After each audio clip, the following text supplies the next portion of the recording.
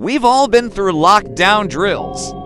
They tell you to stay calm, stay silent, stay hidden. These are first-hand accounts from students, teachers, and staff who survived something they never thought they'd live through. But what happens when the danger is real, when the screams are real, when the person trying to break through the door isn't supposed to be in the building at all? These aren't stories made up for clicks. What you're about to hear might stay with you longer than you'd like. These are true lockdown horror stories. The bell rings. Students stream out of the classroom, and to be honest, I can't remember what they even looked like. This is not a drill. A chill runs down my spine. Repeat after me. This is not a drill. Then the line goes dead. Our teacher, Mr. Keller, moves abruptly, snapping the class into action. Mr. Keller holds up a hand, signaling for us to stay silent. Everyone stay on the ground. One of them shouts. Hands where I can see them. Adrenaline surges through me, and I push myself off the ground, raising my hands. Why was he at my school? And why did he have a list with my name on it? My mind races, trying to come up with answers. Was it a case of mistaken identity? Had I offended someone? Or was there something more sinister at play? The questions swirl around me, unanswered, leaving me unsettled and shaken. Don't move, the officer growls, kneeling beside me. Keep your head down. One of the officers radios in, all clear. No weapons, no hostiles. Moments later, I find myself outside on the football field, surrounded by students, teachers, and police officers. My heart is still pounding in my chest, and my legs feel weak. The footsteps in the hallway slowly fade away, and the voice grows distant. Minutes tick by. One of my classmates lets out a shaky breath. That's the man I saw in the hallway, but why didn't he run when the SWAT team came in? What did he want? An officer approaches me, his expression grim. Do you know that man? He asks. I shake my head, confused. The officer sighs and turns away. Good. Then go on and get to class. It's dismissed for the day. What's taking them so long? Another whispers. I don't know. I reply, equally afraid to move. All right, class locked down, he says, his voice sharp and loud. Quickly, we move swiftly to the back of the classroom, huddling silently behind the filing cabinets and desks. Lockdowns are rare at our school, only happening a handful of times a year, and each time the reasons are different. Sometimes it's a threat made over the phone, the ominous gray skies, the unsettling feeling in the pit of my stomach, the chilling voice in the hallway. It's all too much for me to bear. With a trembling hand, I reach for my phone and dial my best friend's number. As the familiar ringtone fills my ear, I find a sliver of comfort in the sound. I may not have all the answers, but I'm not alone in this. Together, we navigate the murky waters of adolescence, facing fears and finding solace in each other's company. And as I drift off to sleep, I know that whatever tomorrow brings, I'll face it with my friends by my side. Other times, a fight that's broken out in the parking lot. The vice principal's voice is shaking. I exchange a worried look with my friend, and we fall silent, listening intently. Mr. Keller, our English teacher, seems distracted today. Normally a jovial man who frequently cracks jokes and ruffles our exams, he sits slumped in his chair, staring at the floor. Something's definitely off about him, too, chattering about the weekend plans or the new girl in Mr. Williams's physics class. I quickly gather my things, eager to make it to my next class before the tardy bell rings. As I reach the door, I notice someone standing in the hallway. Then we hear footsteps in the hallway, slow, heavy footsteps. They stop right outside our classroom door and a low voice begins to speak. I know someone's in there. It says, raspy and menacing. My blood runs cold as I feel something brush against my leg. I jump, knocking over a chair, and the voice outside the door grows louder, closer. Hello, anyone in there? Come on, Come out, wherever you are. It pounds on the door once, twice, 3 times. Then it stops. Only the sound of our panicked whispers fill the room. I can't quite make out their features, though. Their back is to me and they're wearing a hoodie despite the oppressive summer heat. I shrug and step out into the hallway. Maybe it's just another one of the new students, I think, and hurry on my way. It's not until third period rolls around that I realize I haven't seen that student anywhere. Then the intercom crackles to life and the usually calm voice of the vice principal cuts through the school. Attention all staff, please initiate lockdown. Remain quiet and follow your teacher's instructions. The vice principal continues, her voice strained. Moments pass, punctuated only by the sound of our ragged breaths and pounding hearts. Suddenly, the fire alarm blares, piercing the tense silence. Then the classroom door bursts open and a heavily armed SWAT team member rushes in, followed by more. It's then that I notice a man sitting on the curb, his head bent so that his face is hidden from view. I catch my breath. As I walk away, I can't help but steal glances back at the man. Curiosity and fear war within me. Who is he? Later that evening, as I lay in bed trying to sleep, the events of the day replay in my mind. We had a sub that day. Mr. Langford was out sick. The woman introduced herself as Ms. Ray. She didn't take attendance. Didn't ask for lesson plans. He was cool. On the first day, he let us draw whatever we wanted. Didn't even tell us what class we were doing. Instead, she sat at Mr. Langford's desk, leaned back, and stared at us while we worked. It was the creepiest thing. I was sitting in the back row drawing. Eventually, the door opened and a man walked in. Ms. Ray turned around, still smiling, and said, "Ah, you're here." I was just telling these lovely children a story. The man didn't respond. He just kept staring at her. "Lovely children," he echoed, his voice dripping with sarcasm. He turned to us and asked, "Who is Ms. Ray?" No one answered. No one dared to speak. I didn't have the heart to finish my project. "What are you doing?" she asked, her voice shaking.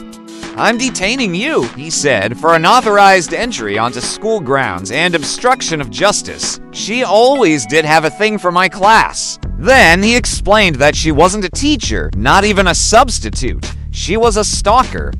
She had been following him around the school for weeks, observing his classes. Apparently, she had been arrested several times for similar incidents.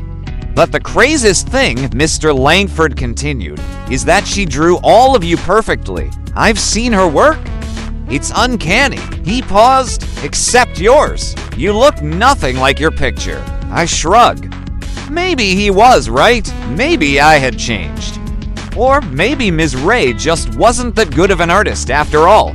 She tried to protest, but he cut her off. "I'm not here to listen to your sob story. Campus police will be here shortly. Until then, I suggest you sit down and remain silent." I stared at the floor, willing myself to be invisible. Every few minutes, she would turn her head slowly, like a gargoyle observing its domain. Her eyes lingered on each of us for a few seconds before returning to her desk. It was creepy. On the second day, he made us draw self-portraits. On the third day, he was absent. Not a big deal. Subs were common. The man approached me and asked if I knew who she was, if I knew anything about her. I shook my head. He thanked me and walked her downstairs. As they disappeared around the corner, I heard him shout, "Get down on the ground," which was probably not part of the plan. Usually, Mr. Langford would ignore the bell, but this woman didn't move. She got up, walked to the door, locked it, and turned off the overhead light. The classroom plunged into darkness, but she didn't seem to mind. She continued smiling. She went to the window and pulled the blinds, blocking out what little natural light there was. She stood there for a moment, taking in the gloom, before returning to her desk. The school wasn't great, so they struggled to keep teachers. Most of them left within a year or two.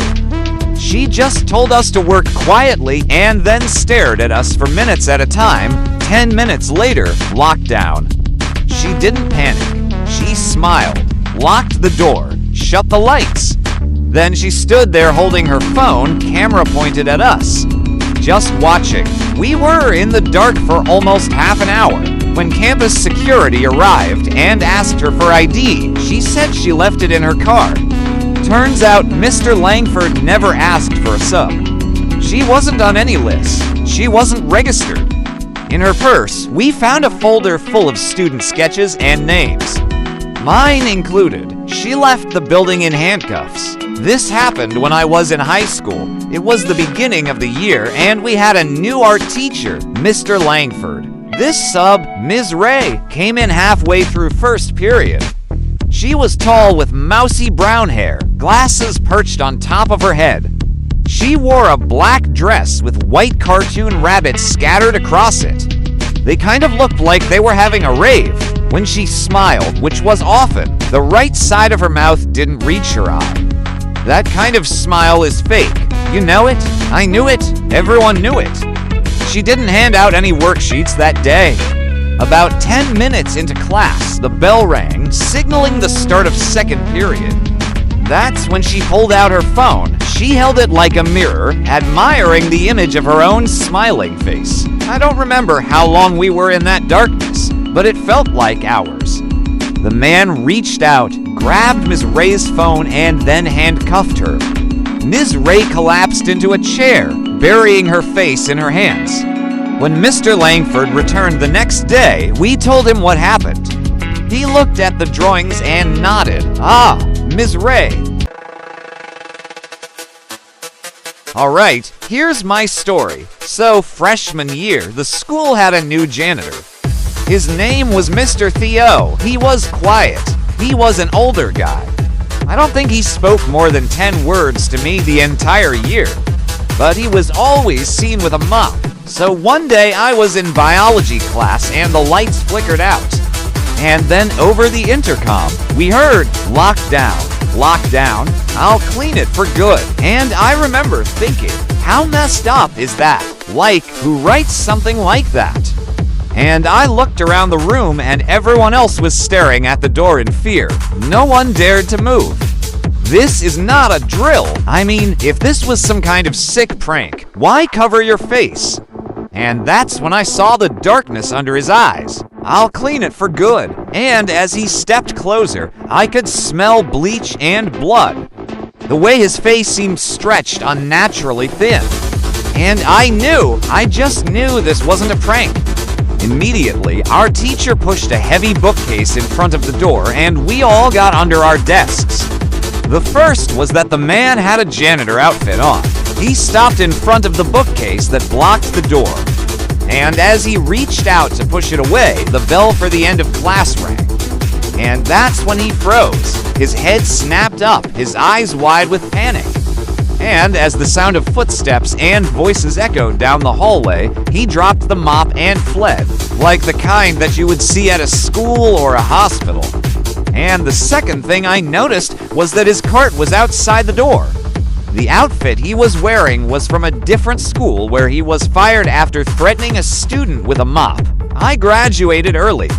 But sometimes when I hear a door open or a floorboard creak, I think I hear dragging mops and the echo of a blood-stained surgical mask. His name was Theodore Theo Roth, or so the news called him. And he was arrested outside our room by police. And it was filled with nothing but several large bleach bottles and a blood-stained surgical mask. At first, it was silent except for the heavy breathing of everyone in the classroom. And then we started hearing dragging sounds like someone or something was moving a mop across the tile floor. And then we heard a knock.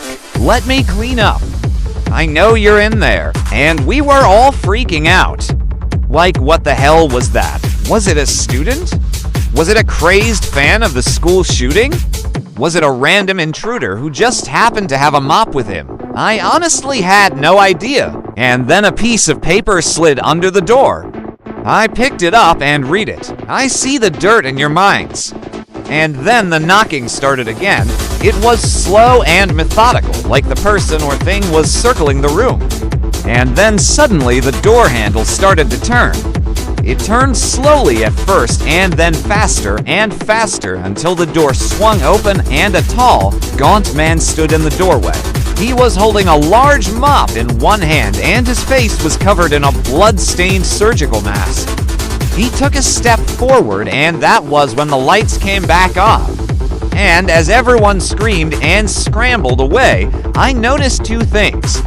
And as he advanced towards us, I remember thinking, why does he have a mask on? And that's when he began to speak.